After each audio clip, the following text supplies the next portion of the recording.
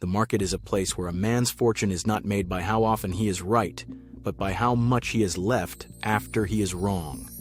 That is why the first and greatest rule in speculation, the rule that sits above all others, is the rule of position sizing. You may search for 1,000 rules about entries, exits, charts, tips, and timing, but you will always come back to this one. A man can be right about the direction of a stock and still lose everything if he has sized his position wrong. He can be wrong about the direction, but if his size is disciplined, he will live to fight another day. And the only fight that matters in this business is survival. If you cannot survive, you cannot profit. And if you cannot profit, then you have no business speculating. I have seen more men ruined not by being wrong, but by being wrong. With too much, they wanted to get rich on the first swing. They believed the market owed them something for their cleverness, for their information, for their confidence. But the market owes you nothing. It does not care if you're smart, bold, or certain. It only cares about your capital, and it will strip it from you the moment you place it in harm's way without protection. Position sizing is protection. It is not glamorous. It does not make the headlines. Nobody boasts in the bucket shops about how small they bet. But those who last, those who accumulate, those who become rich, they all whisper the same thing. Size is survival, and survival is profit. You may hear a man say, "I knew that stock would go up, but I was shaken out by margin calls." What he really means is, "I was too big for my capital." Another will say, "I was right, but I couldn't hold." That is the voice of a man who put too much on the line. Being right is useless if your size does not allow you to sit still. The market demands patience, but patience is only possible if your position is sized so that the daily jiggles and sudden drops do not force you out. You cannot be patient if your heart is in your throat every tick. You cannot let your profits run if every down tick feels like ruin. The whole game comes back to size. Many beginners think size is about greed. They think, if I double my size, I will double my profits. But what they do not see is that they also double their danger. They double the weight on their nerves. Speculation is not arithmetic, it is psychology. You may hold 100 shares comfortably, but 1,000 shares may break your back, even if the stock moves the same way. Your brain will not work the same when you are too large. You will not see the market. You will only see your money bleeding. You will not follow your rules. You will follow your fear. A man who is oversized is already beaten because he will act not as a speculator, but as a gambler. The gambler bets because he must. The speculator bets because the odds are right.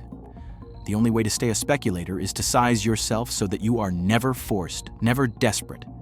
I have always said it is not the market that beats the man. It is the man that beats himself. And the weapon he uses most often is his own greed expressed through size. How many fortunes have been lost because a man wanted to make a killing instead of a living? Not because they lacked brains, but because they lacked the discipline to size their trades. It is not knowledge that saves you. It is not courage. It is size. A small position can be corrected. A small loss can be endured. But when the size is too large, no forgiveness is possible. The market does not forgive, and it does not forget. The trouble is most men cannot stand to think small. They dream of millions, but they do not dream of the slow climb. They take a large position because they believe that if they are right, they will win so much that they will never need to work again. But here is the trap. When you take a position that is too large, you are already wrong. No matter what the stock does, even if it moves in your favor, you will not be able to manage it with calm. You will take profits too soon because you are afraid of losing. You will not pyramid correctly because you already have too much. You will not be like a general commanding his troops.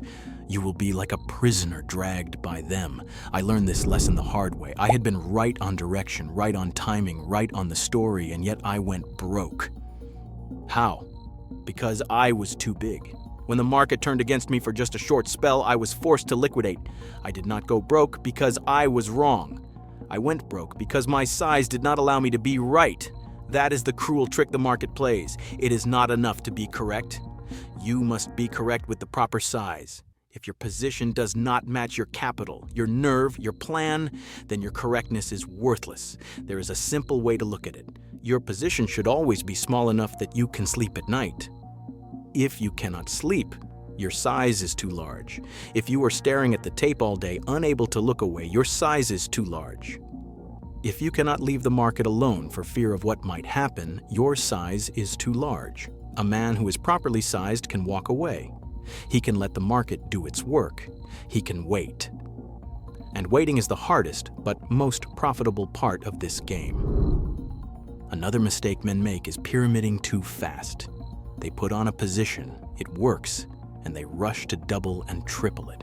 They think they are building a fortune, but they are building a trap. Pyramiding is only wise when the market pays you to do it. You must let the profits finance the new position, never your original capital. If you add with your winnings, your size grows safely. If you add with your stake, you are gambling. It takes iron discipline to add only when the market gives you permission. But that is the only way to pyramid without ruin. Do not think the position sizing is only for the poor or the cautious. Even the richest speculators live and die by their size. The great operators were not reckless. Their daring was calculated. Their size was always controlled. They could take the large lines because they had the large capital. They did not confuse courage with recklessness. That is why they lasted. That is why their names are remembered. The bucket shop boys who went for broke, their names are dust. Do not be fooled by the talk of quick killings. The man who makes a killing is the man who has survived long enough to be present when the big move comes. Every big move that ever made a fortune was first endured by small moves that tested patience. And the man who held through those tests did so because his size allowed him to hold. If he had been too large, he would have been shaken out. The market always shakes. The only question is whether you are strong enough to take it.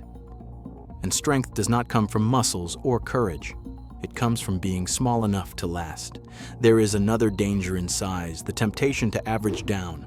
A man who starts small can cut his loss and move on, but a man who starts too large is tempted to throw good money after bad. He cannot admit he is wrong because admitting it would mean too large a loss. So, he buys more. He says he is lowering his average, but he is really raising his risk. And the market, which punishes pride more than anything else, will usually finish him off. A small loss is a bruise, a large one is a bullet. I have seen men take enormous lines boasting of their courage only to cut them at the first dip. They did not cut because they were disciplined. They cut because they were terrified. Panic is never profitable. On the other hand, a man who sizes correctly can watch the same dip without alarm. He knows what his risk is. He knows the market cannot push him into ruin with a small setback. He can sit calmly, letting the market do its dance because his position is comfortable. That is what comfort means in this business, the ability to sit. And sitting, more than anything else, is where the profits come from. Most fortunes were not made by quick in and out trading, but by sitting through the big move. The market may go up and down, it may test your patience, but the real money comes to the man who can sit through all that without flinching. And you cannot sit if your size is choking you. Think of the gambler at the roulette wheel who bets half his stake on one spin. He is brave, but he is a fool. If the ball lands against him, he is finished. The wise gambler bets a size that lets him stay at the table spin after spin until the odds turn. You do not need to risk everything to show courage. You need to risk only what you can afford to lose without losing your reason. The true nerve lies not in the size of the stake, but in the size of the reserve. I have seen speculators in the bucket shops, young and full of fire, who believed courage alone would win the day. They doubled their size, shouting they would clean out the house. But when the ticker ran against them, they were white as ghosts, selling everything at the worst moment. Their courage had vanished because courage cannot stand against a position too large for the pocketbook. They went broke, not for lack of brains, but for lack of sizing. When your size is proper, you will discover that you do not need to be brave at all. You will simply watch, waiting for your plan to work. The little losses will not disturb you. You will have no temptation to snatch at small profits because you are not desperate. Desperation is the child of oversizing. It makes a man sell too soon or buy too late. A comfortable size keeps desperation out of your blood. It makes you steady. And steadiness is worth more than any tip or any chart. Many men never understand this truth. They think the secret to nerves is in the man, not in the money. They read stories of great operators who held their lines through panics. But the secret was never willpower. The secret was always size. Those operators had sized their lines according to their capital. They looked calm because their positions were comfortable. A speculator who sizes correctly can look just as calm no matter his nature. Ask yourself this: what is the point of courage if it cannot keep you in the market? The only real courage in speculation is the courage to wait. The man who is carrying too much cannot wait. He must act, and usually at the wrong moment. He must snatch at safety, and the market punishes him for it. I have said before that the market is never wrong. Opinions are. When your size is too large, your opinion becomes your prison. You cannot change it because changing it would cost too much. So you sit, not out of patience, but out of paralysis. The market sees it and will break you. True holding comes from comfort. That calm is what men mistake for courage. If you wish to control yourself, control your size. That is the number one rule. When your position fits your capital, your nerves will be steady.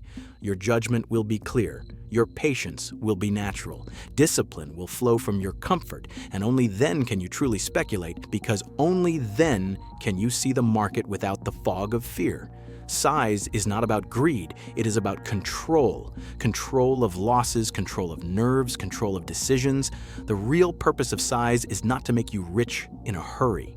It is to keep you steady so that you can build wealth over time.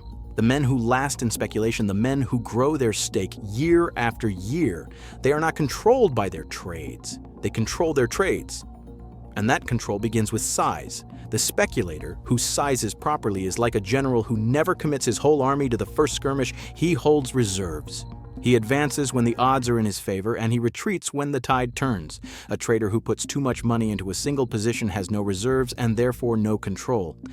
The market turns against him and he is beaten before he has a chance to regroup. Control of losses is the first duty of proper sizing. Losses are part of the game. You cannot avoid them. The only thing you can do is make sure they are small enough not to ruin you.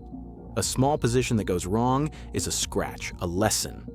A large position that goes wrong is a disaster. Size determines whether you can obey your rules or betray them. Then there is control of nerves. A man who has control of his nerves can see clearly. He watches. He waits. He acts when the time is right. But nerves are a function of comfort. If your position is well within your means, every tick does not feel like a threat. But if you are oversized, a 2-point move looks like the end of the world, your nerves fray, your vision blurs, and you start acting on fear. Fear is the enemy of every trader, and it comes into play when the size is too large for the stomach to bear. Control of decisions follows naturally. If you are calm, you can think. If you are in a panic, you cannot think. You break your rules. You snatch at profits. You hold losers. The decisions that ruin traders are almost always born of fear, and fear is born of poor sizing. A trader who puts on a line that is comfortable can act with detachment. He is in control. Greed blinds men to this truth. Greed whispers that more size means more profits, forgetting that more size also means more danger. Greed never considers what happens if he is wrong, and in speculation, wrong comes more often than right. The difference between winners and losers is not that winners are never wrong, but that winners keep their wrongs small. Losers let their wrongs become ruinous because their greed made them too big. Think of a man sitting at a card table. He may have the best hand, but if he bets his entire roll on it, he has no control left. One unlucky card, and he is out. The smart card player never pushes everything forward unless he is prepared to leave the table for good. The speculator must think the same way. No one trade makes your fortune, but any trade can end it if your size is wrong. Control is more important than victory in a single trade because control is what lets you live to fight again tomorrow. Click on the video on the screen for more content on stock trading and investing. Thanks for watching, and don't forget to like and subscribe to the channel if you liked this content.